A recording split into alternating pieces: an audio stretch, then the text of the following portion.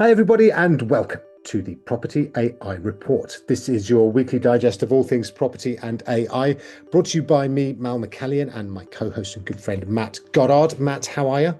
I'm fantastic, man. My voice is just about recovered from Wednesday at Wembley for the Oasis gig. How was it? Frenetic, raucous, incredible. Good words. Excellent. Yes, I'm going to do something slightly different in that I'm going to Coldplay in a couple of weeks. So I think it's going to be a different vibe, I would suggest, than your very cool Oasis gig. But that... Better who you smooch at that, Mal. That's very true. Thanks for the top tip. You're welcome. All right, so we have plenty, oh my days, so much to get through. So we are going to kick off with our property news. All right, this week there's a lot about portals. Now, this may surprise you because basically we talk about portals quite a lot on here. But honestly, this week there is just so much that's been going on. We're going to start with one of the new free-to-list property platforms called Jitty. Now, I am a fan of Jitty and the guys behind it. I think it's been around for about 3-4 years now, I think. And basically was backed by Google a few years ago. They got a couple of million in there. They've now got another 3.8 million, Matt. And they seem to be, really focused on making it big here.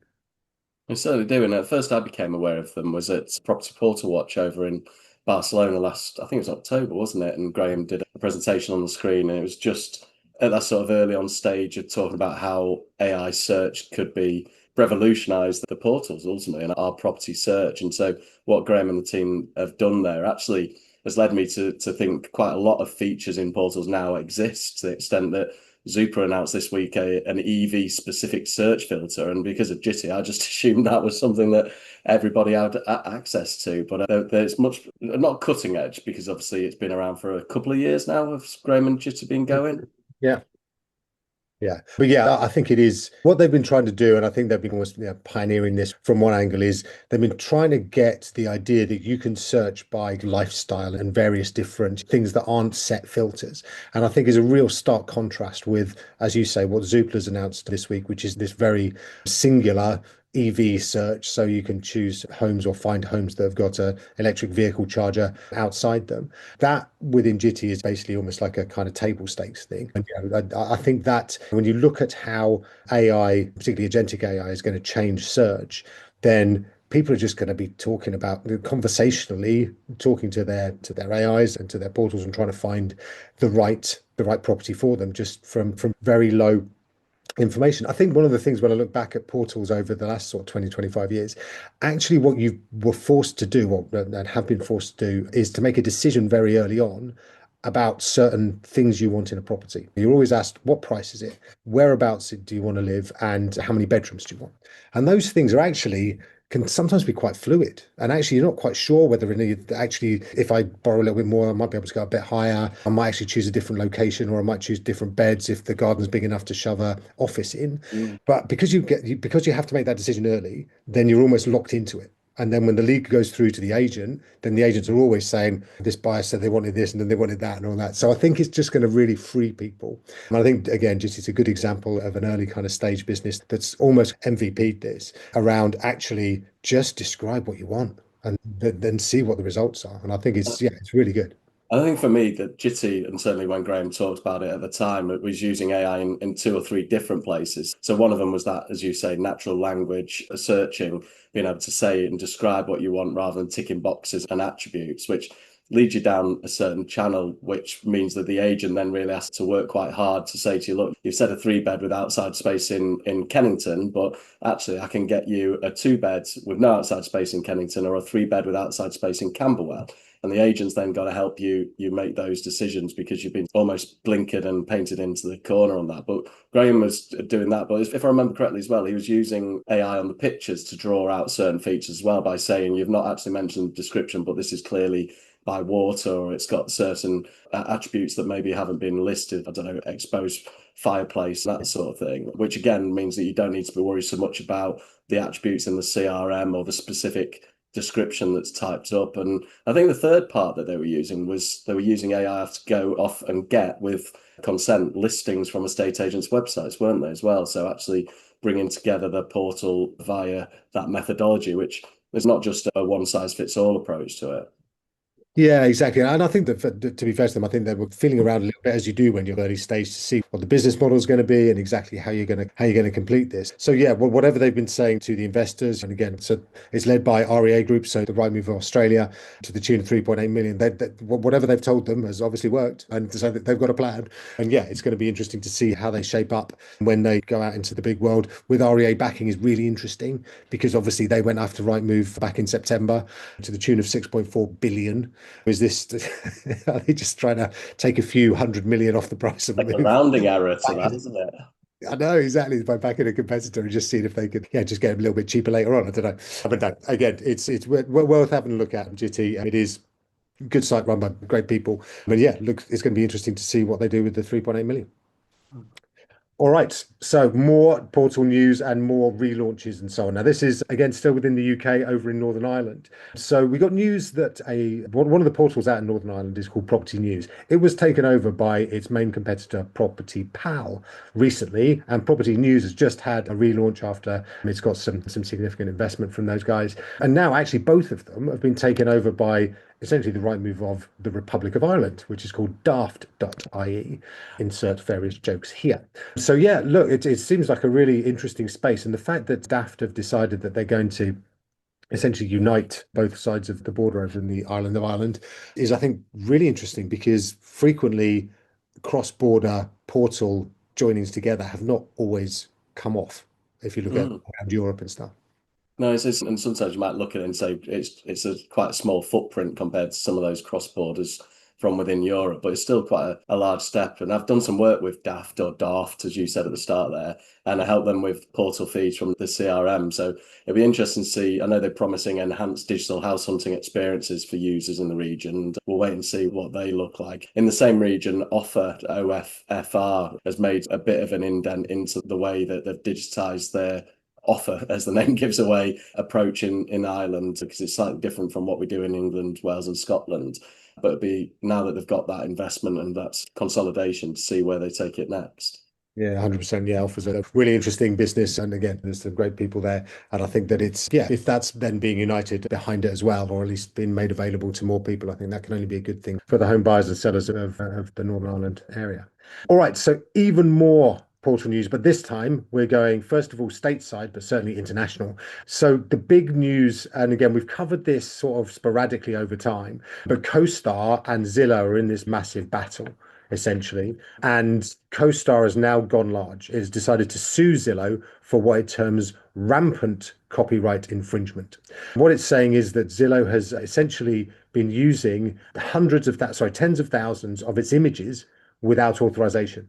So essentially, what it's got is you've got 46,000 CoStar Group images having been used on the Zillow website that it is saying is copyrighted and have been infringed by Zillow. So yeah, I think this is the gloves, if they were on, have certainly come off here. It's continuing to trade blows, isn't it? When we're getting sued in one direction and coming back in the other. In fact, no, sorry, Zillow were suing Compass and CoStar were bickering on the edges, weren't they? And now CoStar wading into the fight with it. But apparently, the images allegedly bore CoStar's watermark, which seems pretty blatant, but I did say the word allegedly in there. CoStar is also claiming it's one of the largest copyright disputes in real estate tech history. So prop tech wars. Come on. Yeah, no, always include the word allegedly, particularly as Andy Florence and CoStar are very litigious, or whatever the phrase is. So yeah, no, I think it's, yeah, look, as you say, the CoStar have been standing on the sidelines, goading Compass on to go fight, fight, and now they've joined in themselves. So yeah, I think this one is, yeah, it's going to run and run. I think if I'm Zillow, I may be looking around at some of the content people on the site, thinking you haven't just left us a massive problem here, because if that's proven, then yeah, there is a lot of compensation and yes, and other stuff that they're gonna owe CoStar. But yeah. Want to keep it. I don't think that's going to mean that CoStar take their eye off the ball, though, does it? So that their acquisition of domain holdings has just been voted through by shareholders down in Australia, hasn't it? $3 billion. All right, which is again not to be sniffed at. Let's face it. Yeah, look, that's 3 billion Aussie dollars, isn't it? Which is about 1.9 billion US. Yeah, so still chonky, and I think my concern is that phrase, certainly my eyebrow raise is around they're taking on the big three, right? So CoStar is trying to take on Zillow over in the States, as we've just heard, literally like in the courts as well as in the market. They're trying to take on REA Group in with Domain, and obviously they're trying to take on Rightmove with On the Market. So that is a lot. Any one of those is huge. But to take on all three at the same time is it's really punchy. So yeah, it's going to be interesting to see how it pans out. Maybe there was the opportunity, and it was that they had to. The Domain is the only real challenger to realestate.com.au down in Australia, and yeah, so if maybe it was a now or never thing to dive in. But yeah, I do wonder about dilution of strategy and how do you actually keep all of those particular plates spinning. I think it's fair to say I've obviously been out on this tour talking to agents around the country. They haven't been blown away, I think it's fair to say, by CoStar and On the Market in terms of what the impact was versus what they suspected it was going to be against Rightmove. But yeah, all power to their elbow, and I think everybody who operates in any of the countries where there is a monopolistic dominant property portal, I think would be hoping that CoStar can make some kind of dent. Okay, we also have some other news from Down Under, which is the realestate.com.au, who we've just described as the dominant monopolistic portal down in Australia, has launched slightly underwhelming, I think it's fair to say, fresh features on its mobile app. And again, we just want to flag this up as it's a bit more of these kind of real incumbents trying to do a bit more tech, but it's just not great. It's slightly underwhelming, especially given Australia is normally so advanced in terms of that marketing space. I know I repeat myself, but 5 to 10 years ahead of what we're doing. Obviously, vendor paid and landlord paid advertising helps with that. But it's spring down in Australia. They're gearing up for that spring market. REA or realestate.com.au is given its big spring launch for the agents coming in. They have the end of financial year in July. They're now coming into that period, and there's this big 5 AI driven features, and they do underwhelm to an extent, but they're putting out there things like immersive property walkthrough videos. I don't think it's like the Matrix dojo scene underwater, like we'll talk about later on in the show. I'd love it if that was the case, not in a Kevin Keegan sense. Instant property highlights, or being able to order reports direct. One that always interests me, the make an offer option, which in Australia they did really well on the leasing side of things, and we talked about that last week. And monthly market insight. So it's a way of showing. I think when we talked about it a few weeks ago, they'd done an 78% price increase to their agent. So it's another one of saying we're taking a load of extra money off you. Here's some little features in a mobile app for you. But I think that wraps up the portal piece for this week. One of the bits of news that hit my radar this week, and I wanted to have a chat with you, Mal, was there was a 45-year-old agency, Peter Morgan Property Group down in Wales, founded in 1980. God, that makes me old. That's a year older than me. It was just rebranded as MRE, powered by EXP. And I'm intrigued to know why these quite well-established agencies on the high street are making these moves, and seeing if you'd had any insights from your property tour on this. Yeah, no, we've had agents, obviously loads of independents, some of the sort of franchises, EXP guys as well. And look, I think that I think what EXP is doing is really interesting. And I think, obviously it's well known for a self-employed model and that sort of stuff. And there's some really great agents under that umbrella. And then now it's Adam Day who's heading up over here, is marching out more into the sort of established independent market. And I've spoken to loads of agents, again, on this tour who have said, yeah, we've been approached by EXP and they've tried to get us to come across. And I think it's for a variety of reasons that the attraction, I think, is cost, right? I think that a lot of these agents, it is possible within the EXP, under the EXP umbrella, to get significant savings on various things. I think particularly it's on portals. I think you can actually sign up and it's hundreds of pounds rather than thousands at this point. I wonder whether that's going to persist. If, for example, I'm thinking of setting up my own business and I've got the option, and again, speaking to agents who've done this, of setting up on the high street and paying Rightmove £3,000, even if it's staggered over a couple of years per month versus a few £100 at EXP, then obviously the temptation is to move to EXP because it's cheaper and the costs are lower.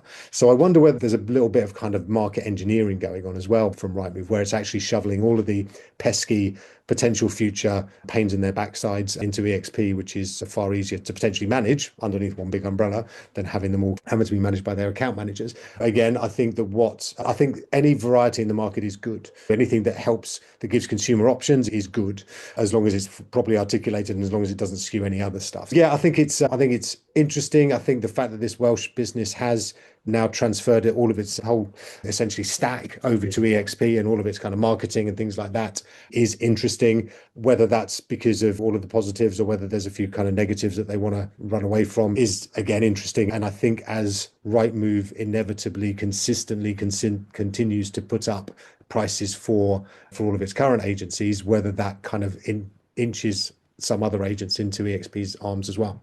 There does seem to be a big shift in the model, though, in terms of whether it's high street agents or more franchising. I know when with Repeat first went off to Australia in 2013, but our market was maybe 80% sole owned and 20% franchising, and over there it was more 50-50.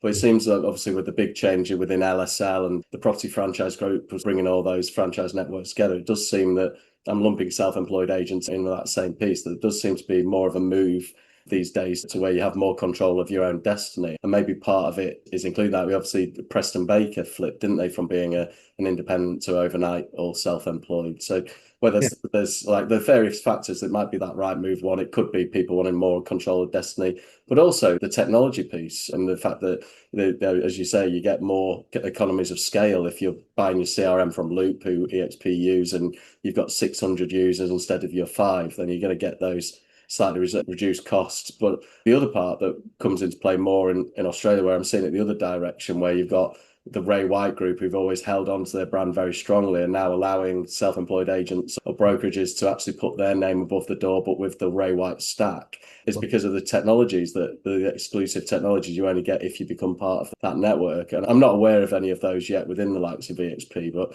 maybe there is something else in there that's luring people over. Yeah, I think you can choose which.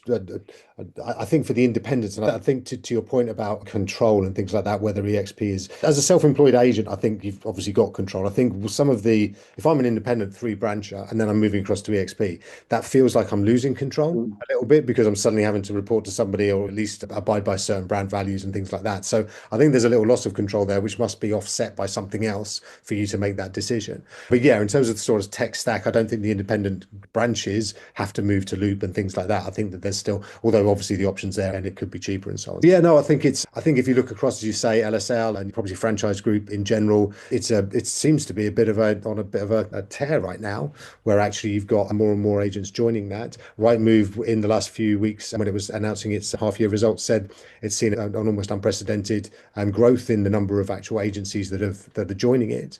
So yeah, I think it is something, it's an option, and I think it's an increasingly solid option for a lot of agents when they're thinking about setting up. And as you say, now when they're thinking about what they're going to do over the next 3 to 5 years with their current business. Yeah. See, I did manage to turn that into portals as well. Just notice that. Anyway, Nice moving on, we have now got to talk much more about AI and tech news. All right, man. Again, there is loads here, but I am reminded that I need to first of all point to your first sentence on our notes. You'll be amazed. Actually, we do have notes for this podcast. We actually have an idea of what we're talking about. What did you ask in the first bit of the AI tech news, Matt? It wasn't so much an ask, was it? It was just as a gentle reminder, because everyone now is leading towards this view that the 5th of August, Tuesday, the 5th of August, is when ChatGPT 5's going to drop. And unless you edit this out, that could easily come back to haunt me when the show notes. I'm not editing anything, so no. So which is tomorrow. But by the way, we're recording this on Monday, the 4th of August, so it's not like it's dropped today and we're ignoring it. So yeah, so we're recording in the evening, Monday the 4th. But yeah, ChatGPT 5, isn't it? That's what we're all waiting for. That's it. But why do we need it when OpenAI's just hit 12 billion in annualized revenue? True. Yeah, I think the only reason is because they've got the latest figures say 5.492 billion monthly active users. That's from May. So 5.5 billion, okay, out of a population of the world of what, 8 million, 8.5 billion, sorry, 8.5 billion. So yeah, that's chunky. That's huge. And it's grown like, How many ChatGPT accounts do you have? actually, that's a fair point. I've got a business one, I've got a personal one. So yes, I've got a couple. Yeah. And I listen to some people who seem to talk about having 10 or 15 different versions. I've got one for me and then one for a company I work with. For those ones who want a ChatGPT account for every finger on their hand, maybe we're skewing the figures. But when it gets to billions, that sample set of 2 maybe is not a great one. But I think in the OpenAI revenue has doubled over the first 7 months of 2025, getting up to that 12 billion figure.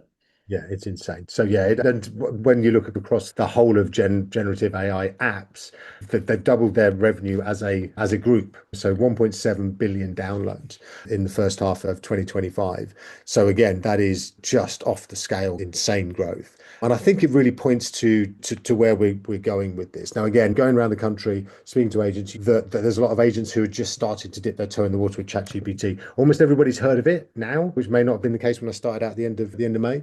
But yeah, it's now become something that actually is starting to really seep into their conscious. That there is a spectrum from high adopters all the way through to people who basically only use it for property descriptions. But yes, it is increasingly the thing that people are using to search, that's replacing Google. And yeah, when they're defaulting talking about AI, they talk about ChatGPT in the same way as we used to talk about Google and search. Incredible. All right, that's a bit about open AI. And we can't really leave the big sort of frontier model conversation without talking about poor little Tim Cook. Bless him, of Apple, once the biggest company in the world and pretty much, yeah, most of the tech stack that I'm looking at right now. But yes, he said to employees yesterday, I think, that Apple must win in AI. And we had a little bit of a chuckle, didn't we, when we were looking at this earlier? Because Apple's not great at AI.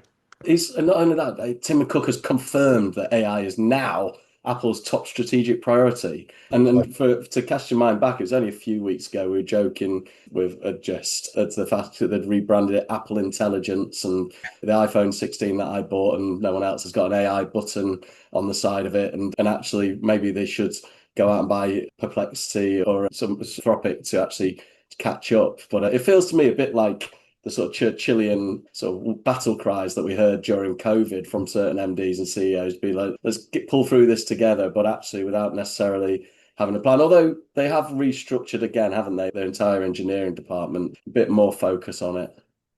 Just so disappointing. Do you know what I mean? It's just Apple have always just had that reputation for being really slick, really good. But it would be great to see them in the mix. Actually, there's almost you miss them with their kind of just the quality side of things. You just knew what you were going to get, right? It was always going to be good. And now they've really tarnished their brand, I think, a little bit with all this noise. As you said, the complete nonsense of Apple Intelligence, which was basically the marketing team getting way ahead of the engineering team. And yeah, and Haven't we? Well, not necessarily Apple, but in our businesses in our industry. listen, I'm with the marketeers all the way. Come Yeah, on, you. of course you are. Stop I'm on the slacking. product side. Stop slacking. But yeah, it's just there is just such a disconnect there. So yeah, look, it's a shame. But yeah, it just reminded me of old man raging at clouds, shaking his fist, going, "We've got to be better. We've got to do this," and everyone just going, "Mate, you've missed it. It's gone. It's way gone." So that is Apple's dilemmas. We've also got some stuff coming out of Google. They're rolling out a Gemini Deep Think. Okay. And again, this is a reasoning model that argues with itself across a variety of different dimensions. And then we've got Manus, our old friend, Manus AI from China. It debuts its wide research, which essentially will do even more deep research, but wider as well. It's almost like these ideas of a storm of agents, isn't it? Or a multiverse of agents going off and doing things, the same thing, but over multiple channels. And I think it's Blitzy, one of the coding tools that you can set on old monolithic repos that goes off and writes the code so many times and then gets that reviewed by other agents. The idea that we're just literally setting whole teams to task on these upgrades. And I think the one that interested me that came out of Google this week, DeepThink obviously being really interesting, but moving the sort of dial slightly, is Notebook LM, which I remember you and again talk about Property Portal Watch last year. You stood up on the stage and said to the room about Notebook LM, and I thought, oh, most people are going to know this, but the number of people who took that away, and I think even Simon Baker said, oh, I've actually put together a podcast using Notebook. So for anyone who's not used Notebook LM, you can upload your resources, your PDFs, your documents, links to other websites, and ask Notebook LM to create you an audio overview, and it becomes two really quite slick podcasters chatting to each other and giving you the insight in about a half hour's worth of audio. So you can actually listen to the content rather than having to read through all these documents. So Renters' Rights Bill would be a great example at the moment where there's a lot of real quite grey matter to read through. Be able to create quite an interactive audio overview of that. But then the latest version is with video summaries as well. So actually creates you almost a TEDx style presentation to go alongside it. Can't wait. But yeah, it's not out, or at least I haven't got access to it yet. It is coming to all English-speaking countries apparently soon. Quote, this is Google soon, which could be weeks. But yeah, no, it looks super exciting. Yeah, like you say, the whole kind of when it landed, when Notebook LM first landed, it was just so incredible to hear just these essentially sounded like podcast presenters just chatting away perfectly naturally about what was going on. One of the really interesting use cases that we were playing around with here was actually putting links to property descriptions in it. So essentially, what you then got, so say if you're driving to an appointment or whatever, you actually got two podcast hosts talking about your property listing and giving you really interesting angles on it and different kind of ways to articulate some of the benefits and things like that. So have a little play with that if you get a moment. So Notebook LM, as Matt says, chuck in a link to one of your property descriptions and see what they say. But then when video is out as well, video overview, you'll then be able to see somebody chatting about it in a video too. It'd be really good. And on the same theme, sorry, Matt, I was just No, go on. realised on the same theme, we've also got ChatGPT's released its study mode for students, hasn't it? So a very educational set of use cases coming out at the moment. Yeah, as a parent of a 16-year-old who's just gone through GCSEs, it's a bit late. But anyway, yes, this study mode is essentially, rather than just giving kids, students, the answers to everything, it encourages them to think through the answer themselves. So yeah, again, really important. Obviously a bit defensive and a bit, no, we're not ruining everybody's brains by just giving them the answers all the time. But yeah, again, I think that this is all, as we're learning as we go through this Cambrian explosion of different use cases and different types of tech and different models, I think all of these things are going to be important to the sort of ecosystem so that there are answers to parents whose kids perhaps haven't yet gone through GCSEs and maybe mine as he goes through A levels. We can make sure that he is actually thinking hard about answers to questions instead of just chatting into his phone and getting given to him straight off the bat. For anyone who's on a continuous learning path there, Mal, it doesn't just have to be school kids. You're right. Thank you. Hashtag growth mindset. Thanks very much indeed. Yes, I was in fact very much discriminating against those as well. So thank you for You're welcome. That's what I'm here for. A bit of balance. That's right. It's my raging. Excellent. Good. So yeah, that's pretty much about all of the frontier models for now. Wait until tomorrow. But yes, in this little slight tiny void, interestingly, we see that there's an AI generated ad that's appeared in Vogue that has been causing all sorts of pearl clutching. So it's for Guess jeans or Guess, I don't know, glamour, whatever. And essentially it's an AI model.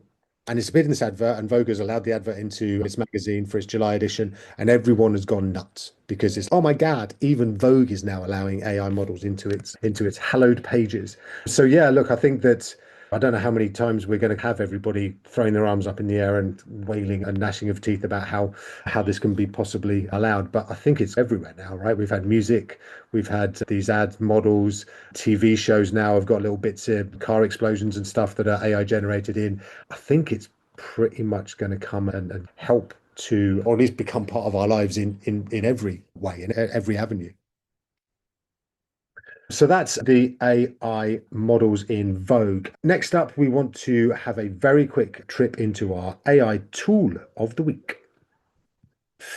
Okay, Matt, this is really good, isn't it? So Runway Aleph, tell us more. So Runway, to start with, is the video generation tool that's been around for a fair while now, right? It's probably a couple of years, and obviously in the same way that the generative AI's models get released, the same happens for the video generation and the audio generation, etc. And Runway Aleph is the latest iteration of Runway's video generation model. And it really hit home for me just how amazing this is, because when we say about video generation, you did something with, I think it was Runway, when you were up at the Etihad earlier this summer and you took a photo and created a video from that.